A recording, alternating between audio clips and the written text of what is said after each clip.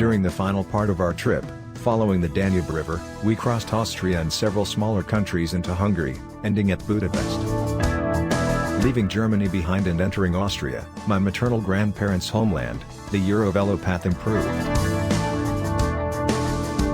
Melk was an interesting town for our first night stay in Austria. We walked our dinner off while seeing the sights around town. At Melk, Austria, we spent the afternoon sipping beer at an outdoor patio in the company of 2 other cyclists which we just met at Melk. While we sat on the patio, we had a free show as a wedding party with a band marched by.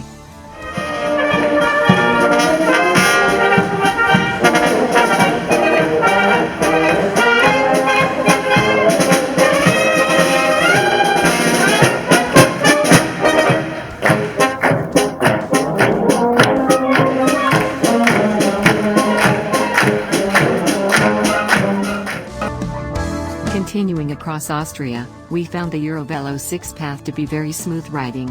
At Tulln we stopped again for the night.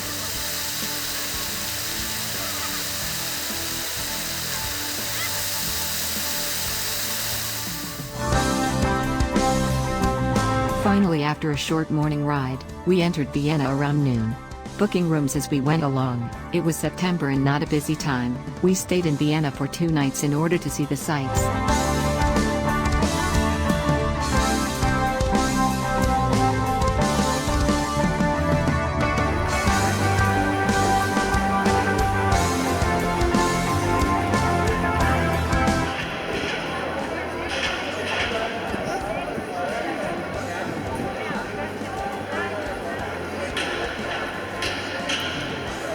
For our first hours in Vienna, we hung around a central square.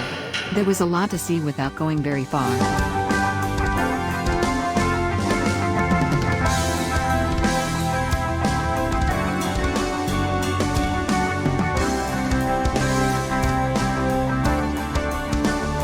We walked to a Vienna opera house, but we certainly do not like opera enough to pay over $600 each for a night at the opera.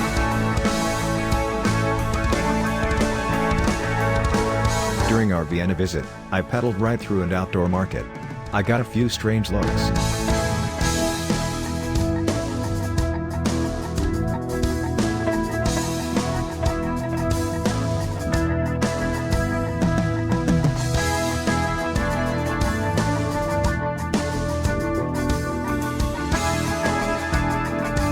Schönbrunn Palace was the main summer residence of the Habsburg rulers, located in Hietzing, Vienna. The 1,441-room Rococo Palace is one of the most important architectural, cultural, and historic monuments in the country. Since the mid-1950s it has been a major tourist attraction.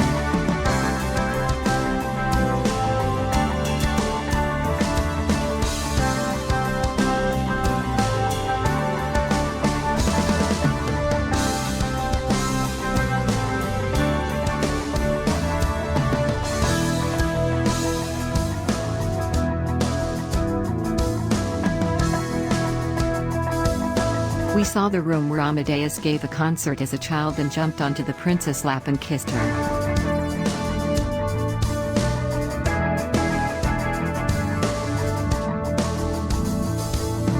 This is the ballroom where Khrushchev and President Kennedy met.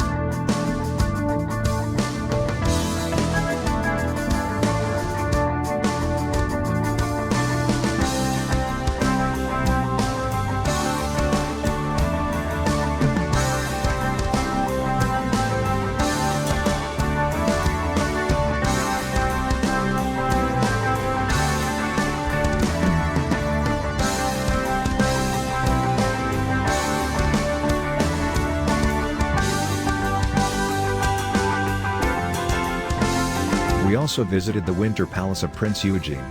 Winter white was the rage then.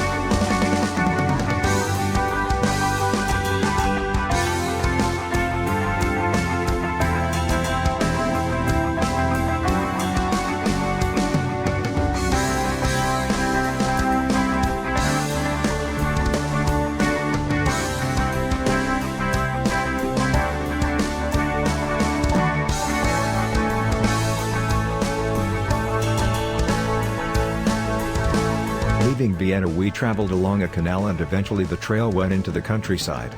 The trail was in excellent condition and very new.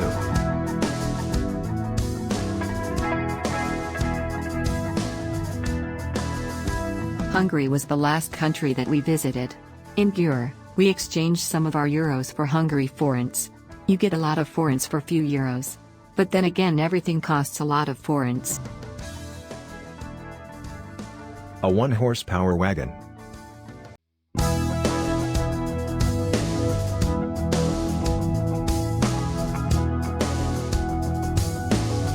Eventually the Eurovelo 6 path deteriorated on the way towards Budapest.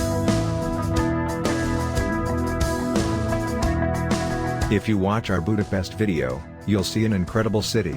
However, I like better the sights and sounds of the countryside, a place where things move more slowly.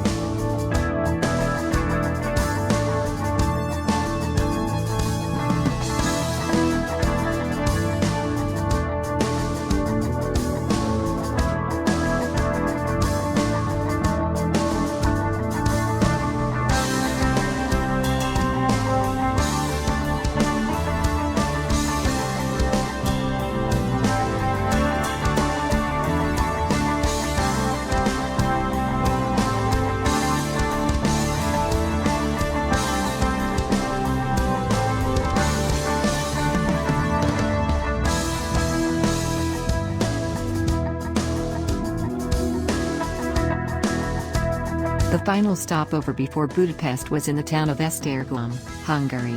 After weeks of dry weather, we were not looking forward to a day of rain. At Esztergom we left the Eurovelo path which headed out along the Danube River. Instead we went up and over a large climb in heavy rain, straight towards Budapest.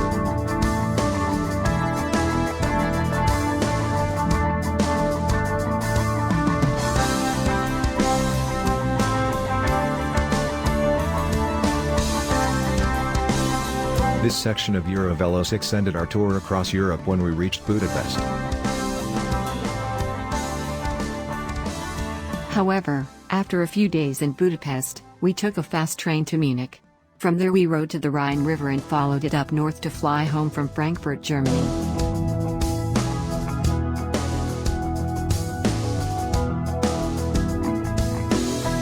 Thanks if you followed us across Europe on Eurovelo 6.